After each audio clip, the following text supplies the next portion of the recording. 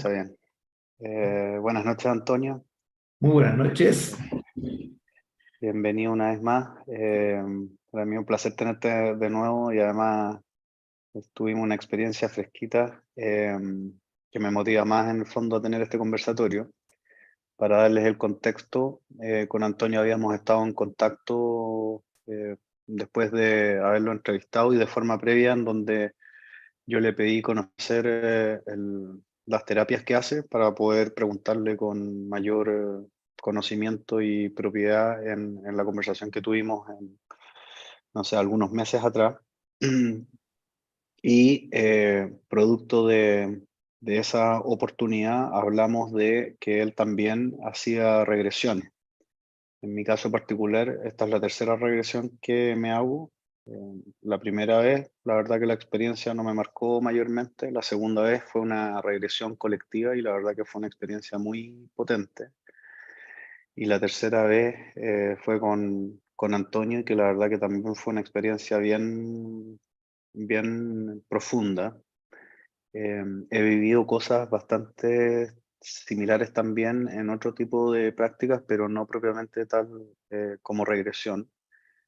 Y bueno, y eso nos motivó a tener el conversatorio de hoy, que lo teníamos comprometido y no lo habíamos fijado, para hablar precisamente de este tema. Entonces, para introducirnos un poquito en lo que vamos a estar conversando, me gustaría, Antonio, preguntarte puntualmente cuando hablamos de regresión, sobre qué estamos hablando, a qué nos referimos, para que todos tengamos la misma base de partida. Ya, bueno, en primer lugar, gracias Rodolfo por el espacio y gracias a todas las personas que están aquí compartiendo con nosotros. Y voy con tu pregunta.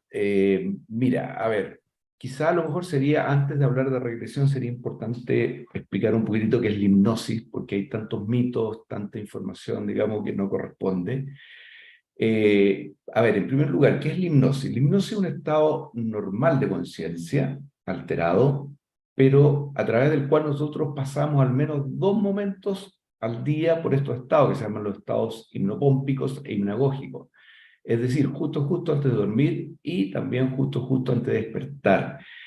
¿Y cuál es la característica de este estado? Que nuestro electroencefalograma cambia a ondas teta, pero es un periodo cortito. Ahora, ¿qué es lo especial? ¿Qué es lo importante de esto? Que durante ese periodo muy pequeño, en que pasamos de ondas alfa a ondas teta, nuestro subconsciente se abre. Y cuando el subconsciente se abre, nosotros podemos tener acceso a él, tanto para encontrar información de nuestras vidas, de nuestra vida pasada, como también para incorporar información. Es decir, en ese estado en que el subconsciente está con sus puertas abiertas, nosotros podemos también recibir información y que queda perfectamente guardada en nuestro subconsciente como un programa. Ahora, ¿por qué digo que como un programa? Porque de acuerdo a los últimos estudios, ¿no es cierto?, donde Bruce Lipton ha hecho, yo diría que algo que está mucho en el plano entre lo místico y lo pseudocientífico, ha hecho de esto una evidencia prácticamente científica, y me refiero a la existencia del subconsciente. Él manifiesta, y no solamente él, sino que muchos otros neurocientistas, que el subconsciente está constituido por programas que él llama creencias.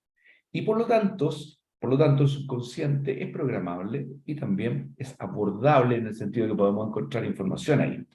Ahora, respondiendo directamente a tu pregunta, ¿qué es una regresión? Cuando hablamos de regresión hipnótica, nos referimos a que en estado de hipnosis, ¿cierto?, llevando a la persona a través de alguna técnica a este estado de hipnosis, nosotros podemos acceder a su subconsciente, y regresión se refiere a regresar en el tiempo. Se refiere a que nosotros podamos ir haciendo que la persona vaya hacia atrás y vaya recordando con mucha claridad eventos de esta vida, y no solamente eventos de esta vida, sino que también es posible acceder, para las personas que creen en las vidas anteriores, yo verdaderamente creo, a información de nuestras vidas pasadas. Eso es una regresión. Antonio, ¿cuál es la finalidad o mucha gente se puede preguntar, bueno, sería entretenido hacerme una regresión para vivir la experiencia y ese es un objetivo totalmente válido, pero en un sentido un poco más profundo. La regresión puede ayudar en qué tipo de cosas concretamente. O sea, ¿cuándo una persona podría echar mano a esta herramienta o frente a qué situación podría ser, digamos, algo recomendable hacer una regresión? Ya, muy buena tu pregunta, Rodolfo, porque la verdad es que va a ser un poquito larga la respuesta, pero Tenemos la tiempo, idea, así la que idea es que no hay esto quede problema. claro. Bueno, mira, a ver, en primer lugar, hay situaciones en la vida que a veces son recurrentes, y cuando hablo de situaciones en la vida estoy hablando tanto, ¿no es cierto?, de conflictos psicológicos profundos como por ejemplo una paranoia, como por ejemplo una fobia, hablando de cosas más sencillas, como por ejemplo no entender por qué me llevo mal con esa persona y no me ha hecho nunca nada, porque tengo que seguir viendo a esa persona y hay algo en mi cuerpo que me dice que no, o cosas más complejas como enfermedades, enfermedades psicosomáticas, eh, como dicen los médicos, de causa idiopática. Eso significa que no tienen idea de dónde viene, ¿ya? Es una manera de entender que no se entiende el origen. Eh, Cuando ocurren estas situaciones, generalmente, y la persona no tiene ninguna pista, ninguna sospecha de por qué me ocurre esto, las más de las veces es porque el origen de esto viene de alguna vida pasada.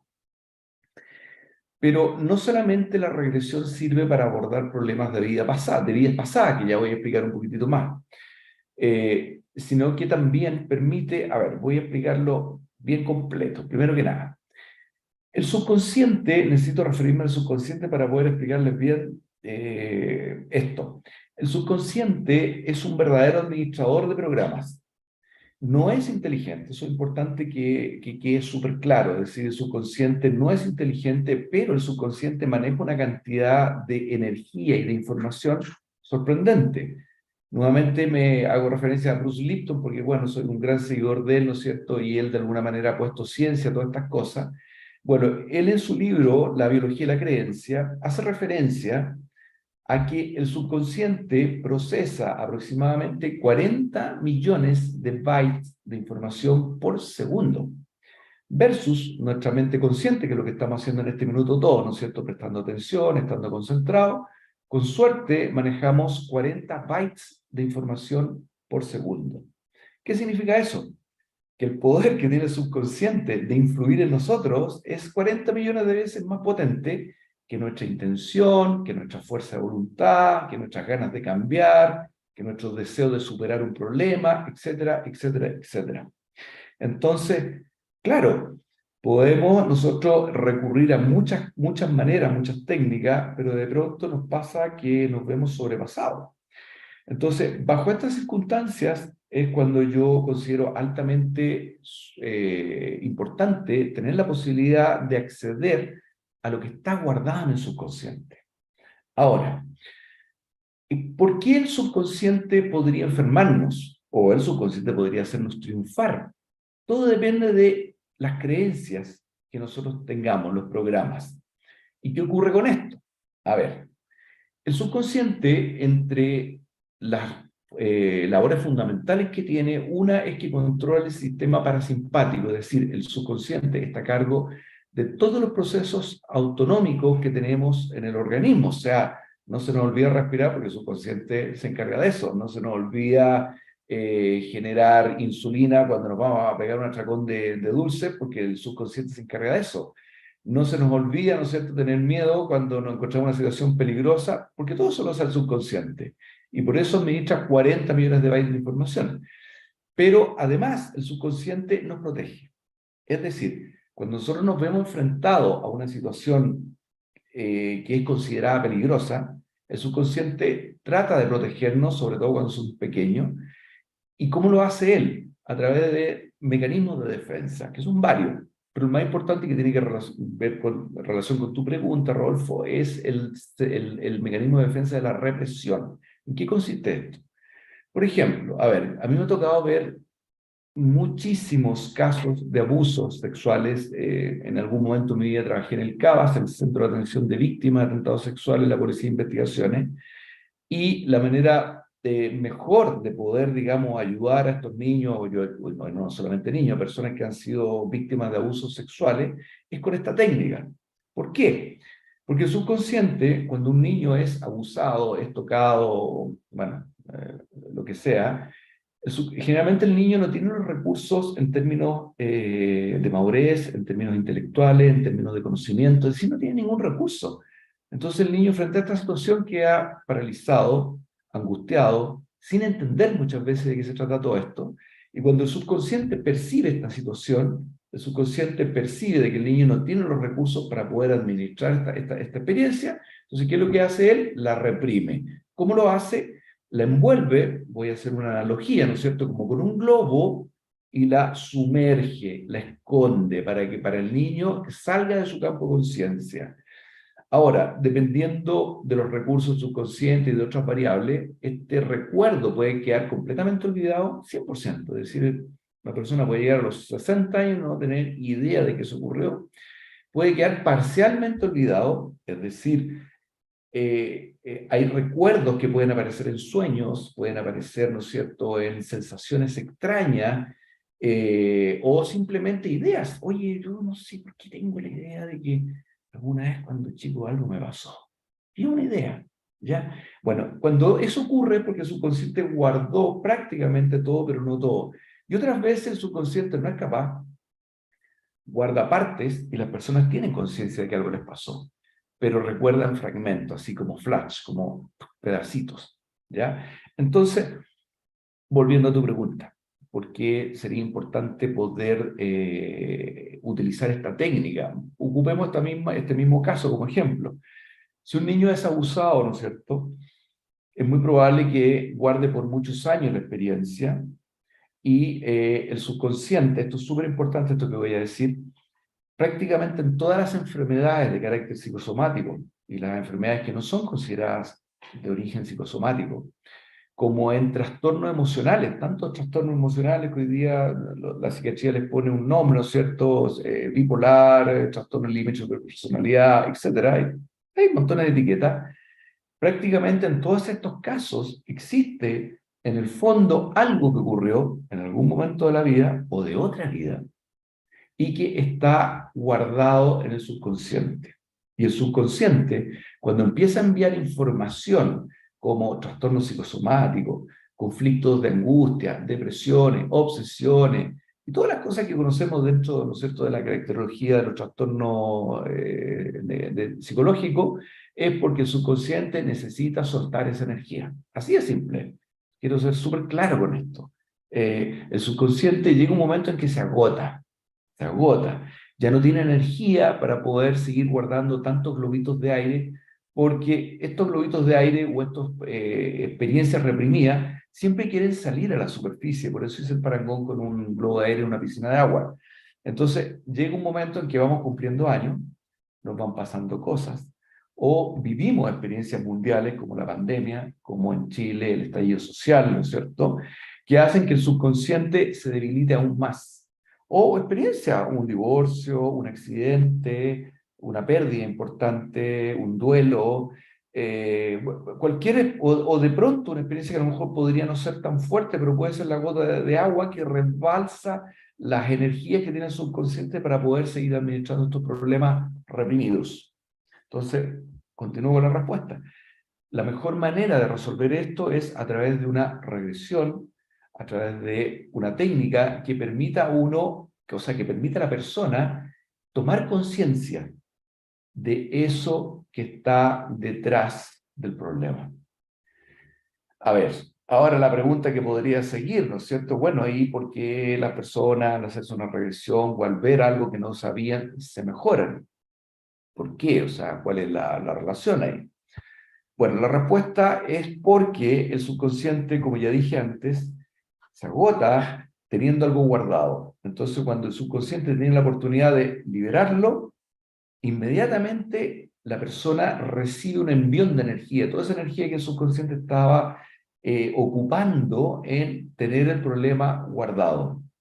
Segundo lugar, la persona ocurre un proceso a nivel consciente, no solamente subconsciente, de entender. Mucha que es importante entender. O sea, gran parte de la psicoterapia que hacen los psicólogos con métodos más tradicionales, ¿no es cierto? A uno le hacen entender, le dicen, oye, lo que pasa es que tiene esta afonía porque hay algo que no has dicho en tu vida. Y de repente la persona tiene un insight y dice, sí, pues si yo siempre quise enfrentar a esta persona, nunca lo hice por años, etcétera, etcétera, ¡pum! Y la persona se mejora. ¿Por qué? Porque uno puede llegar al subconsciente no solamente a través del hipnosis o del Psyche, podemos llegar también a través de los métodos habituales de psicoterapia, pero son más largos, son más lentos y dependen también mucho de la habilidad del terapeuta de poder apretar los botones que corresponden.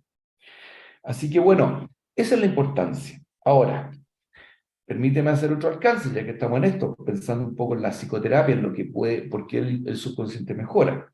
A ver, una de las cosas que nosotros hicimos, Rodolfo, que yo te lo expliqué un poquito antes, ¿no es cierto? Y se lo explico a todas las personas que vamos a tener esta experiencia, es que el subconsciente no es inteligente. ¿Qué significa eso? Cuando nosotros en un estado de hipnosis al subconsciente le decimos que lo que pasó no es lo que pasó, es otra cosa, e inventamos una historia, el subconsciente la recibe y la acoge. ¿Y cómo la acoge? Como guarda el subconsciente la información, con conexiones sinápticas, ¿no es cierto?, que están en potencia funcional, y en esta experiencia que es tan emocional, porque claramente uno está en un estado de hipnosis, alterado de conciencia, reviviendo cosas del pasado que uno las revive como si fuesen en el momento, ¡pum! Estos nuevos aprendizajes se conectan y un nuevo aprendizaje surge en nuestro subconsciente. Ahora, esta nueva historia, que obviamente es una historia que nosotros inventamos, va a ser una historia favorable, una historia que va a hacer, que va a permitir al subconsciente bypassear. Es decir, le damos una salida más corta a la experiencia que sufrió, pudiendo decir incluso que no fue así, que fue de otra manera, o podemos, en ese momento importante que la persona está viviendo una experiencia fuerte, utilizar recursos como a través de otra historia para que la persona, por ejemplo, recupere la confianza en sí mismo, para que la persona sane su yo niño. La gran mayoría de estos conflictos psicológicos ocurren en la infancia, entre los 0 y los 7 años, y cuando hablo 0, vientre materno, 0 y 7 años de edad, ¿ya? Entonces, muchas veces nosotros crecimos con un niño que ha sido abusado, con un niño que ha tenido dolor, y ese dolor el subconsciente no lo suelta. Entonces, en estos momentos es posible crear historias tipo que permiten sanar ese yo niño y que el subconsciente se quede con una idea diferente, distinta. La soledad. ¿Quién en su vida en este momento no se ha sentido solo o le cuesta enfrentar la experiencia de la soledad? Todos. Y eso es en gran medida porque no hemos logrado aprender a ser nosotros nuestros mejores amigos, porque no hemos logrado tener una conexión con nuestra interioridad lo suficientemente férrea para sentirnos acompañados de nosotros mismos. Es un proceso largo, que a veces dura años, ¿cierto? Pero a través de estas técnicas es posible, aunque suene un poquitito, no sé, de ciencia ficción, pero sí es posible en estos momentos hacer que las personas se conecten con su yo niño, con su yo real, y a partir de este momento empieza a generarse una sensación de estar más acompañado, porque estoy conmigo mismo. Como asimismo, ¿quién en este mundo no ha tenido sentimientos de inseguridad personal? O sea, tendría que ser un tipo muy extraño que diga, no, yo me siento completamente seguro de mí mismo. No, eso no existe, no existe. O sea, somos todos imperfectos, todos tenemos nuestros miedos y muchos miedos, todos tenemos nuestros temores a enfrentar cosas.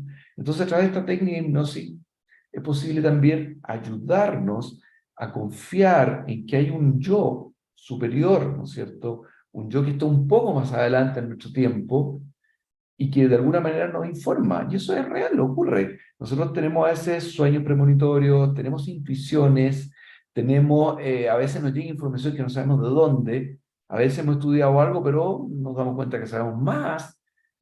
Como hay un refrán muy antiguo que dice que nosotros a esta tierra no venimos a aprender, venimos a recordar lo que alguna vez ya aprendimos, pero en forma fragmentada, lo que nos conviene recordar ahora en este momento.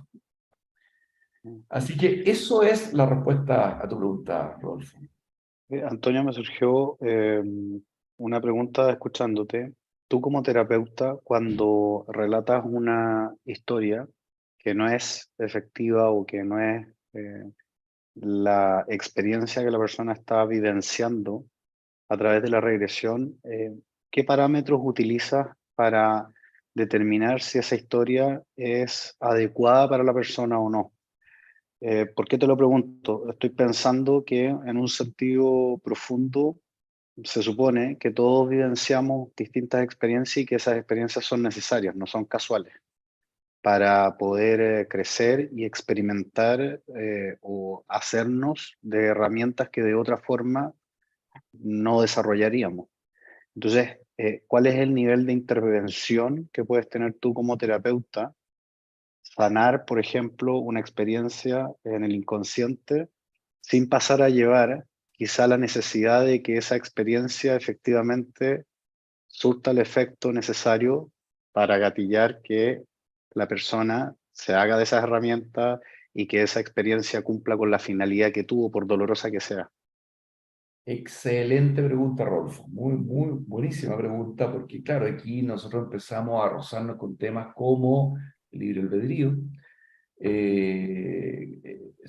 A ver, de acuerdo a mis creencias, las cosas que he estudiado, se supone que todos nosotros hemos hecho un guión previo antes de nacer, donde hemos pedido ciertas experiencias y hemos pedido ciertas vivencias que claramente son para que espiritualmente evolucionemos. Por lo tanto, tu pregunta es súper interesante y queda, digamos, en un tema muy complejo.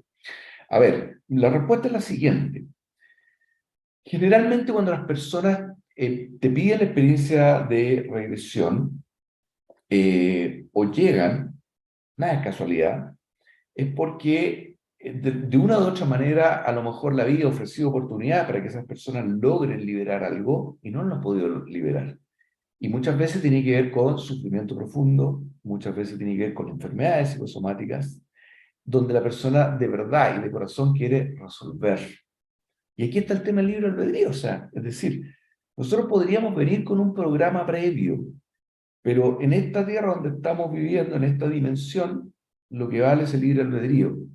Y lo que respeta incluso la superioridad, ¿no es cierto? Nuestros maestros son nuestras decisiones, porque venimos a la tierra a tomar decisiones.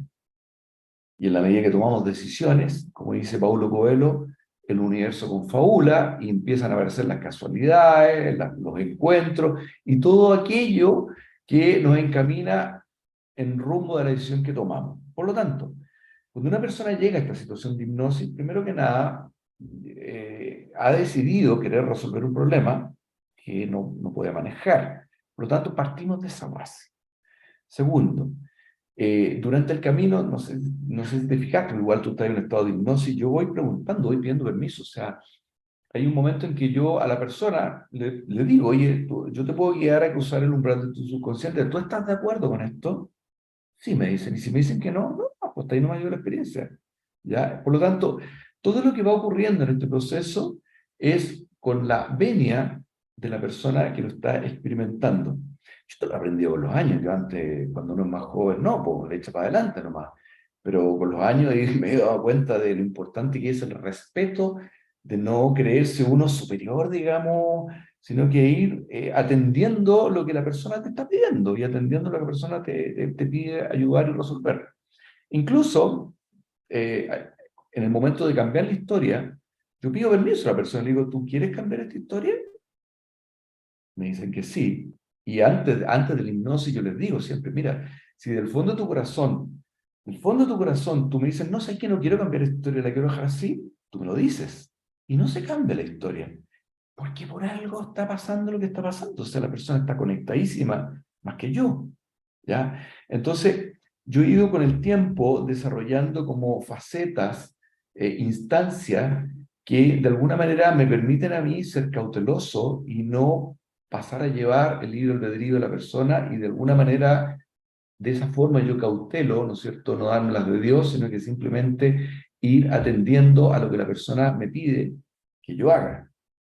De esa manera yo protejo, digamos que se cumple lo que se tiene que cumplir. Por otra parte, antes de iniciar la sesión, yo igual pido asesoría a los maestros espirituales míos y de la persona que va a venir. Y en algún momento, ¿no es cierto?, yo hago un decreto en que todo lo que se va a ocurrir en esa sesión va a ser en armonía con el universo, de la manera perfecta y bajo la voluntad del Creador. Y bajo esas tres condiciones, lo que ocurre no altera el plan de la persona, no altera a ninguna otra persona y por supuesto lo que pase va a ser lo que la persona le va a hacer mejor. No puedo negar que en esto no solamente hay experiencia y ciencia, tengo que reconocer de que hay un tema espiritual importante.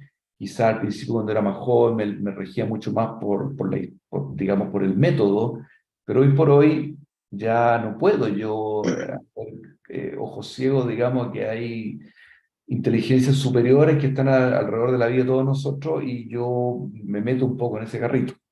Así que esa es la respuesta a tu excelente pregunta, Rodolfo. Muy buena. ¿Es recomendado que una persona que se hace una regresión siga con alguna especie de monitoreo de lo que vivenció y lo que eso genera como movimiento? Yo he sabido de personas que a veces no quedan tan bien después de una regresión. Eh, Son casos muy particulares. Hay gente que me ha dicho directamente, la experiencia fue heavy y no sé si me gustó haber recordado algo así. Em, ¿Qué recomendarías tú? Obviamente sé que debe ser caso a caso, pero en el fondo, ¿qué factores o qué gatillantes debieran ser determinantes en una persona para decir esto sería bueno vivirlo acompañado con alguien que sepa y me Sí, sí, direccione? sí, súper buena tu pregunta. O sea, a ver, efectivamente, a ver, lo que pasa es que si durante el proceso de regresión tú vas abriendo y cerrando como corresponde, las probabilidades de que algo quede abierto o quede, digamos, dando vueltas en el subconsciente y pueda generar lo que se llama iatrogenia, ¿no es cierto? Que quería hacerle bien a alguien y le hacen mal, o sea, son pocas, pero nadie es infalible, yo tampoco lo soy, o sea, claramente siempre hay cosas que pueden pasar.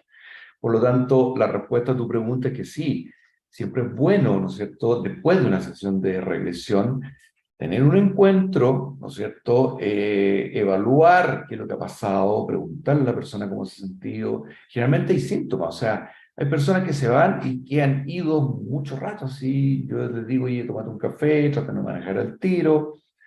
Mira, yo llevo harta experiencia en esto, me ha pasado re pocas veces, me ha pasado un par de veces de gente que realmente me han llamado después, y que me siento mal, necesito, bla, bla, bla, pero habitualmente no ocurre, pero puede ocurrir.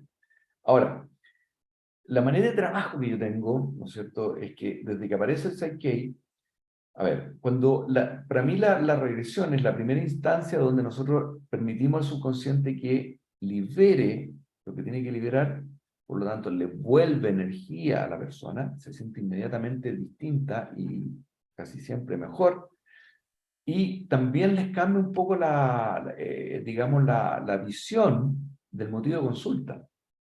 A veces es tan drástico el cambio que después aparecen otros motivos de consulta. Entonces, yo siempre les digo, mira, ¿sabes qué? Lo que yo te sugiero es que después de esta experiencia nos reunamos, conversamos y definimos, ¿no es cierto?, tus nuevos objetivos para instalarlos ahora con Psyche. Recordemos que el Psyche, a lo mejor hay gente que aquí no estuvo en la charla pasada, pero el Psyche es una técnica que permite poner creencias en el subconsciente y esas creencias que son el motivo de consulta muchas veces después desaparecen. Entonces, en esta segunda o tercera sesión de acompañamiento, es ideal, ¿no es cierto?, poner nuevas creencias que a veces afirmen los cambios que se generaron. Perfecto. ¿Hay alguna contraindicación para la regresión? ¿Hay alguien que no debiera recurrir a una experiencia como esta? Buena pregunta también, ¿eh? Mira, desde el mundo de la psicología normal y patológica, se cuestiona bastante el hacer hipnosis a personalidades borderline, es decir, personas que en algún momento de su vida se pueden pasar al plano de la psicosis, o personas francamente psicóticas, o sea, las personas que están alucinando, que tienen un núcleo psicótico instalado. La verdad es que, mira, yo no he tenido la oportunidad, porque cuando me he dado cuenta de estas cosas, paso nomás. O sea, porque, bueno, hay información que dice que es peligroso, no quiero yo arriesgarme. Eh, pero claramente la experiencia igual es intensa y si una persona está en un proceso de brote psicótico, por ejemplo, podría psicotizarse. O sea, podría, digamos, esto no ayudarlo, sino que empeorar las cosas. Ahora, yo me la he jugado con personas. El problema es que hay tantos, a veces, diagnósticos como que psiquiatras que visitan a las personas. Entonces, es re fácil a veces colgar etiquetas y hay muchas personas que me han llegado con sus etiquetas y yo no coincido con eso y me ha atrevido y la verdad es que nunca he tenido una sorpresa agradable. Por lo tanto, yo diría que por precaución, las personas que estamos pasados por la psicopatología, para el lado de la psicosis, yo diría que es mejor abstenerse. Vamos a la experiencia misma. Por ejemplo, en mi caso, la regresión que me hice contigo, regresamos a una experiencia en esta vida, regresamos a una experiencia intermedia, donde no estaba en un cuerpo, y regresamos a una experiencia de vida pasada. Eso es más o menos lo que usualmente sucede. eh, es una de las posibilidades. ¿Qué es lo que, en el fondo, qué es lo que podría pasar en una regresión en términos de dónde nos vamos? Respuesta B, es una de las posibilidades. Mira, yo te diría que yo diría que un 70-80% de los casos, generalmente los problemas por lo que las personas consultan y quieren una regresión o una hipnosis, son cosas que han pasado en esta vida. Es harto. Y yo te diría que de 10 casos, 8 nos quedamos en esta vida. Eh, pero me ha ido pasando este último tiempo que cuando el problema no está completamente en esta vida, ¡pum!, la persona solita, lo que te pasó, tipo. O sea, nosotros no hicimos nada especial para que te fuera a otra vida, sino que simplemente empezaste a vivir una experiencia distinta, te sorprendiste y a mí también me sorprendiste porque no es habitual.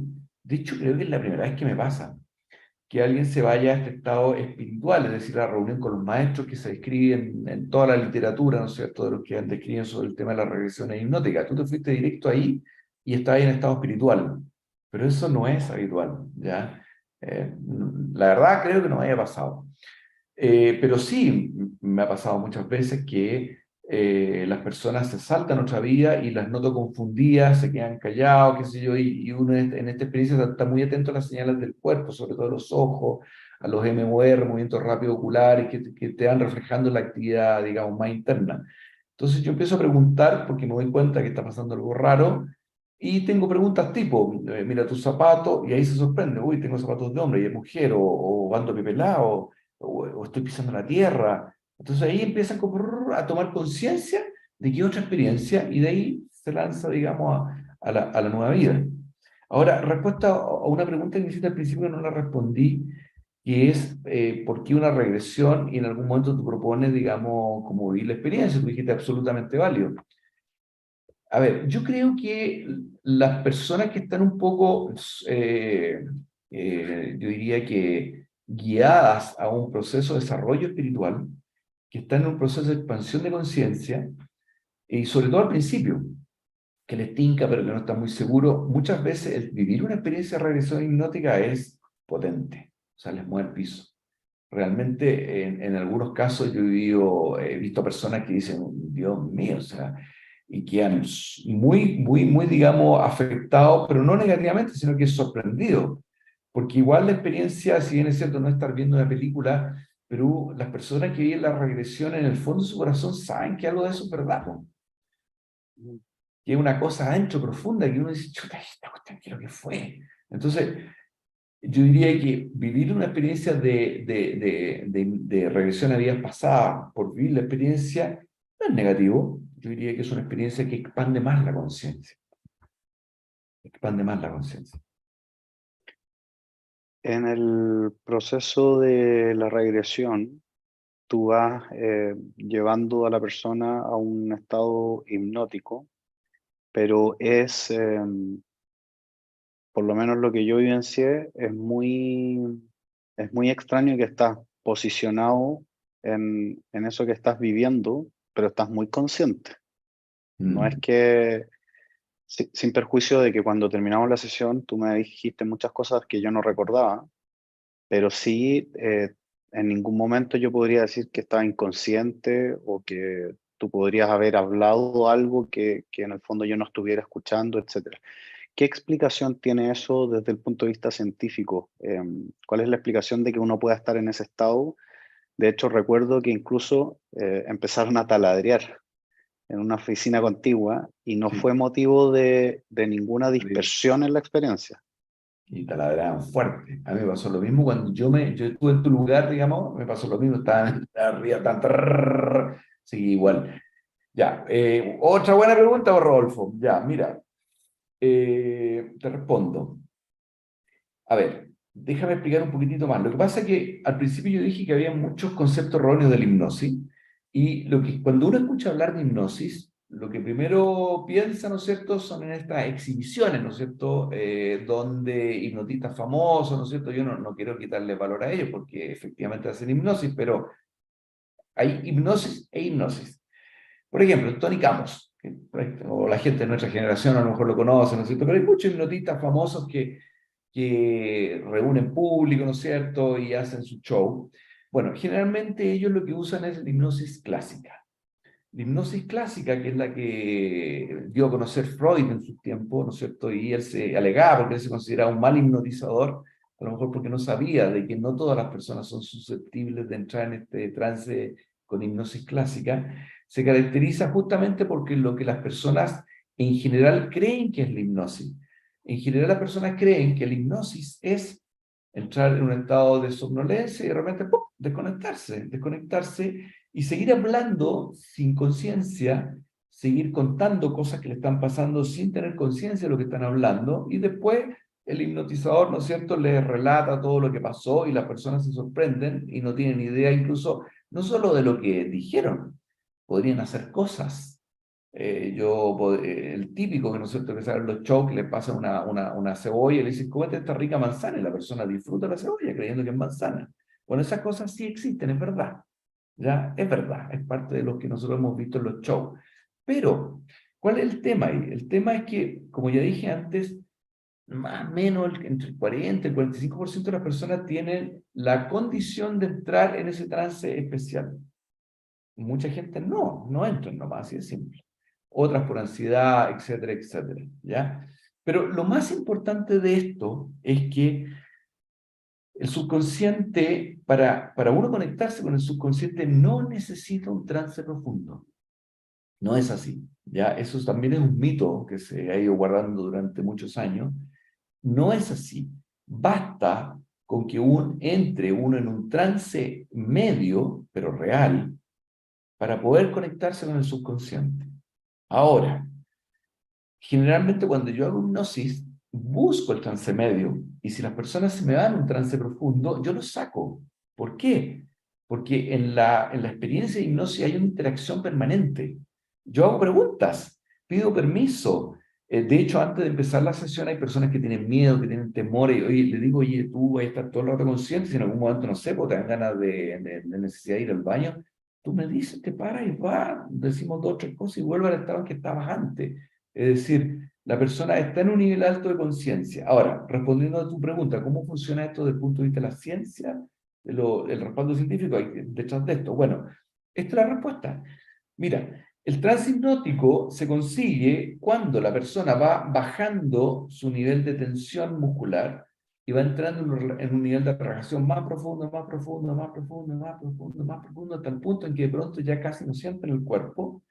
Y al mismo tiempo, durante el trance, se hace que la persona mantenga su conciencia en un nivel alto. De hecho, yo lo voy dando en las indicaciones, le digo, siente tu cuerpo, está muy relajado, pero tú escuchas claramente mi voz. Entonces, cuando se produce esa experiencia entre que el cuerpo va entrando en un proceso de relajación profundo, profundo, profundo, y la mente o la conciencia se mantiene alta, ahí se abre esa brecha por donde uno puede entrar al subconsciente. Perfecto.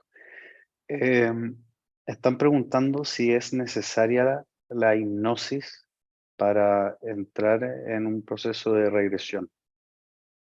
Mira, lo que se necesita es que la persona entre en una apertura de su subconsciente, ¿ya?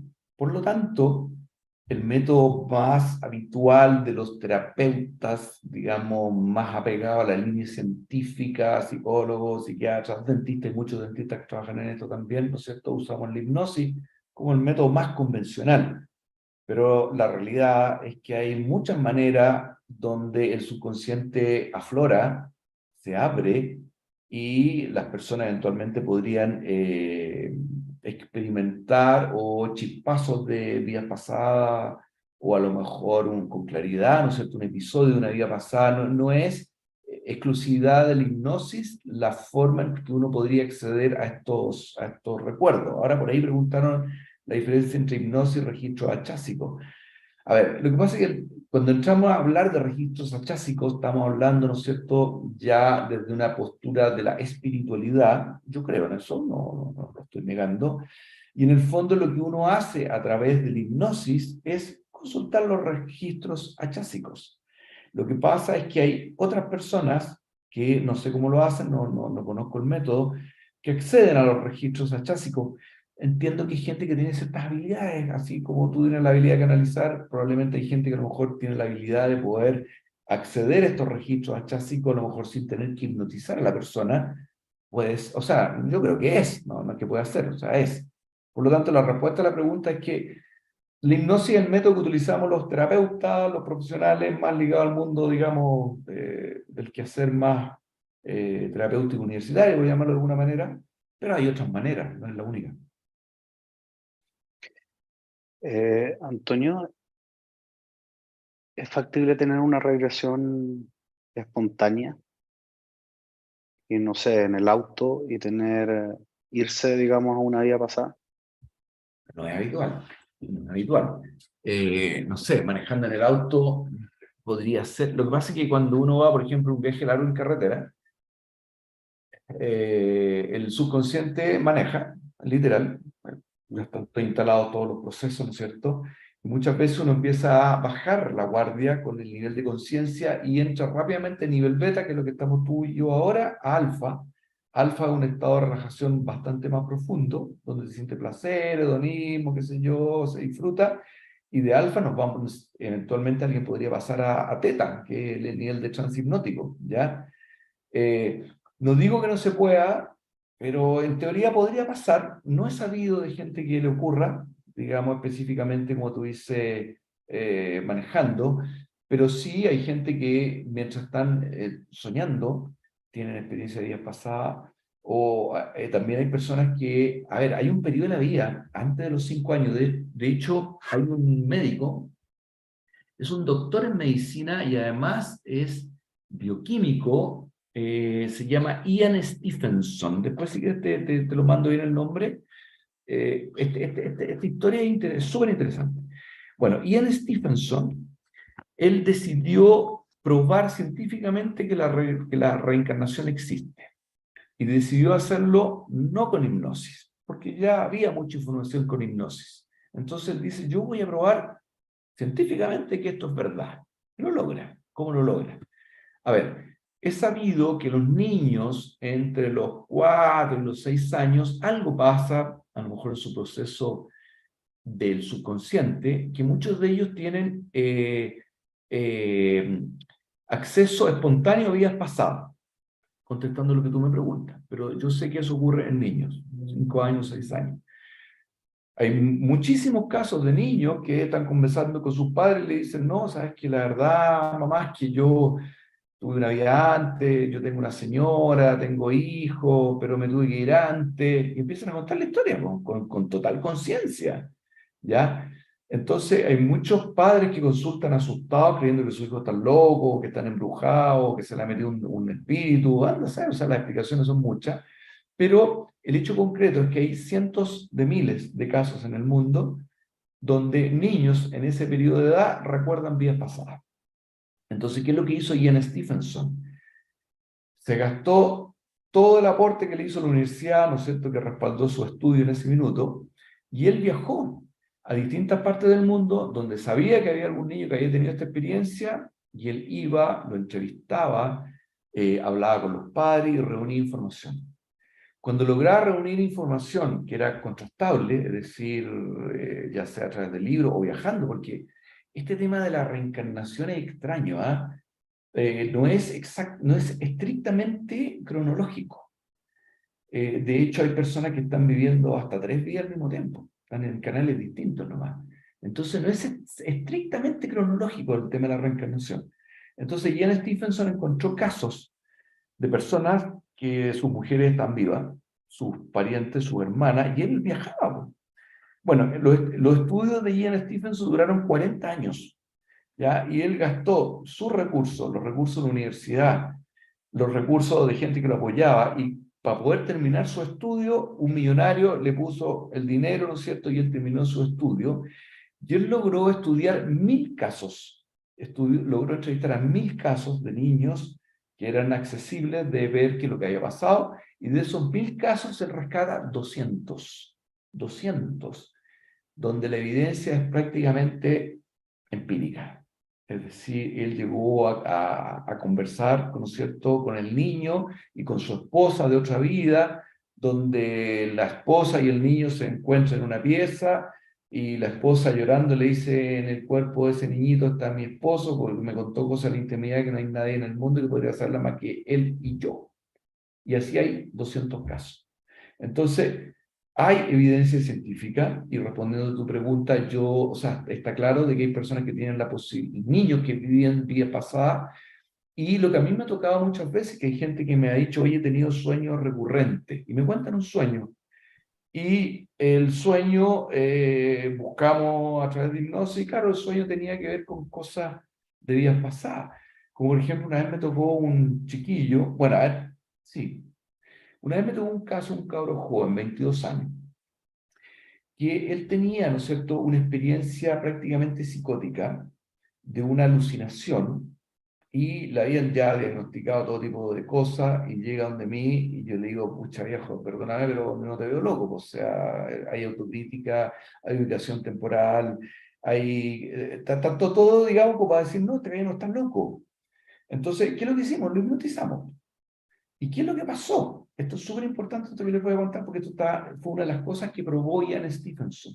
A ver, una de las cosas que Ian Stephenson probó es que cuando uno tiene una muerte en una vida violenta, una muerte ya sea por accidente, por asesinato, por temas de, digamos, completamente ajenos a lo que es la muerte normal, toda la energía de esa experiencia se traspasa a la vida inmediatamente posterior. Bueno, en este caso que yo le estoy relatando, este chiquillo, en una vida anterior había sido adicto, digamos, a sustancia alucinógena, y había muerto por sobredosis. Entonces, cuando lo hipnotizo y lo traspasamos a la vida pasada, descubre que cuando él se drogaba tenía esas alucinaciones. Y esas alucinaciones, ¡pum!, se las trajo a esta vida, ¡pum!, y las experimentaba y las vivía, y no tenían ni piel ni cabeza, ¡pum!. Y él tenía la suficiente cordura para enjuiciar críticamente esto, y entender de que no eran parte de lo que era real, pero las tenía. Ahí hay un caso súper claro de eso.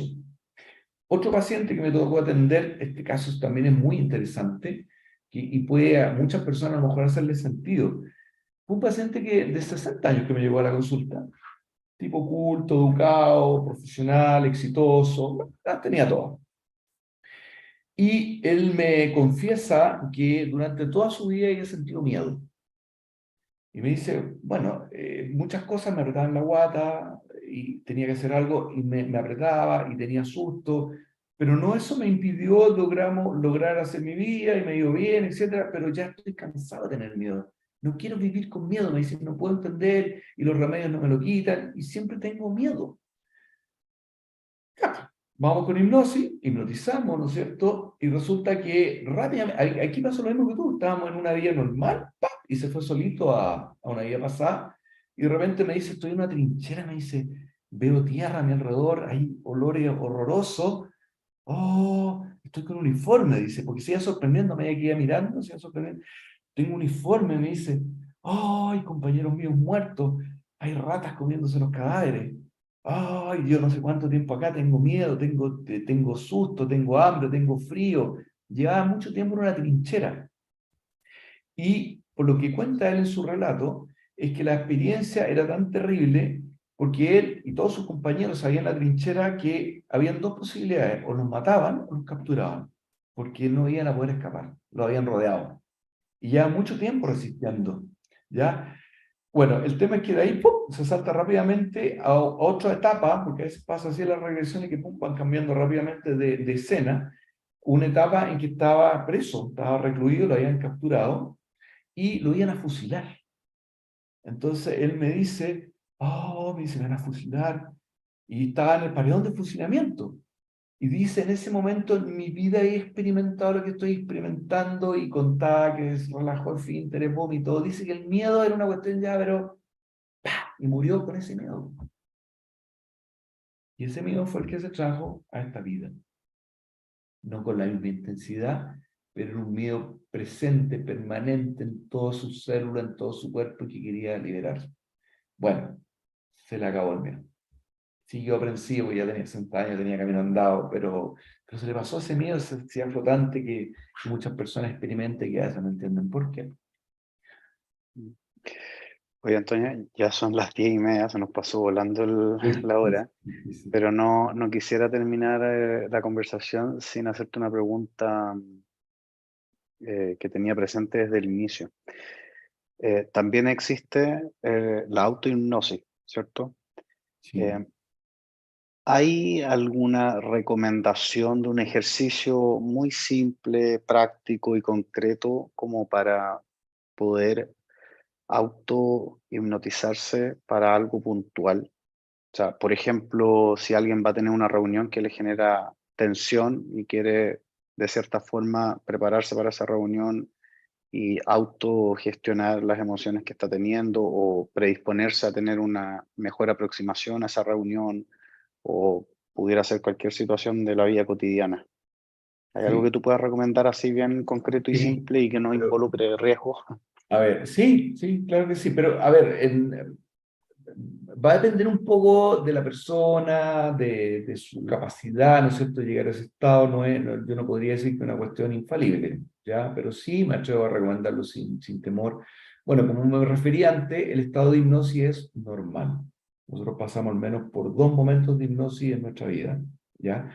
Y una manera, ¿no es cierto?, de acercarnos al nivel teta, ¿no es cierto?, es relajándonos. Entonces, claramente nosotros podemos recurrir a un ejercicio de relajación que hay tantos, o a respiración, que nos lleva a un estado, ¿no es cierto?, de conciencia más bien alterado. Y lo que tenemos que hacer en ese estado de conciencia alterado es imaginarnos teniendo la experiencia que vamos a tener en forma exitosa. Si vamos a entrevistarnos con nuestro jefe a pedirle un aumento de sueldo, en ese estado especial de conciencia, relajación profunda, porque si es con ansiedad no resulta. Tenemos que estar tranquilos, relajados. Nos imaginamos todo el camino.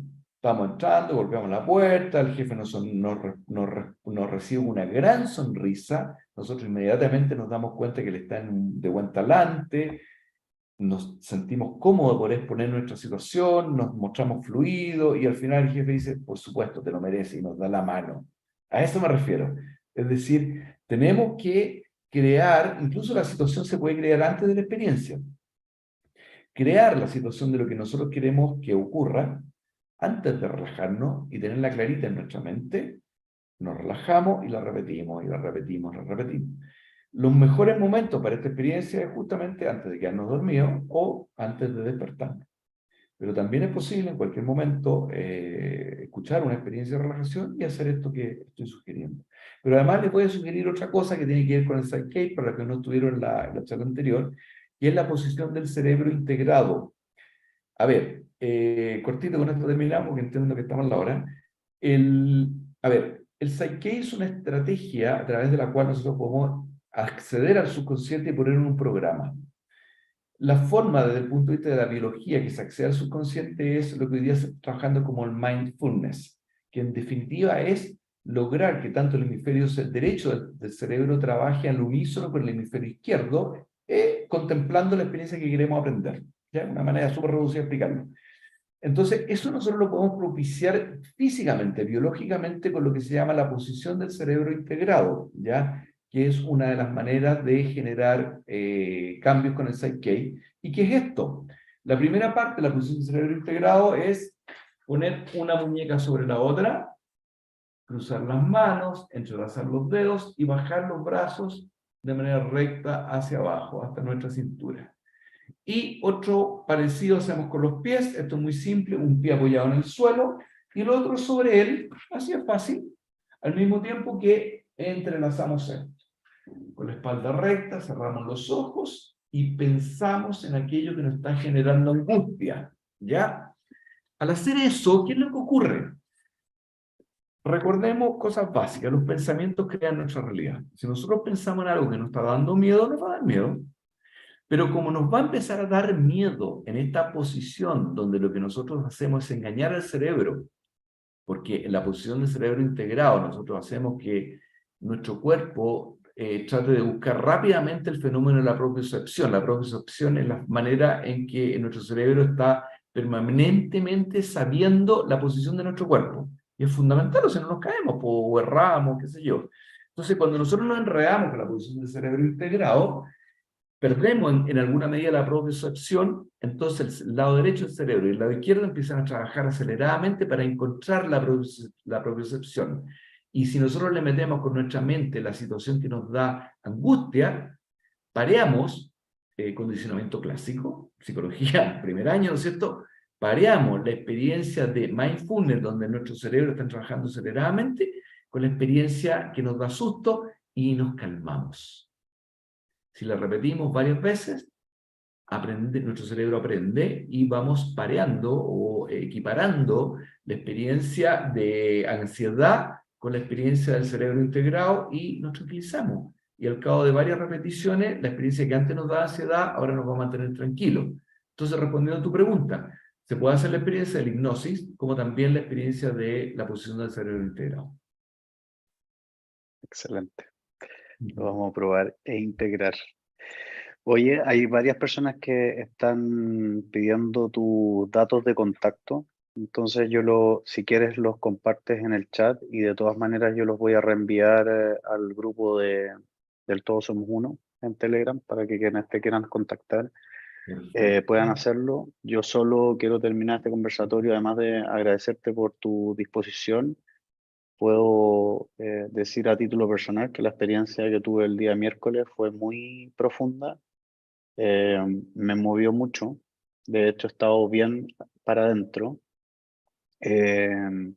Y creo que me atrevo a decir que es una experiencia que vale la pena experimentar, cualquiera sea el resultado y cualquiera sea la motivación. Y además me llamó mucho la atención la forma en que la guiaste y la llevaste adelante. Me sentí en todo momento muy cómodo, acompañado y sin ningún atisbo de duda o de inquietud por mi parte. Así que aprovecho también de darte las gracias por esa oportunidad. Y bueno, agradecerles a todos quienes han estado hoy día, una vez más, en el Todos Somos Uno.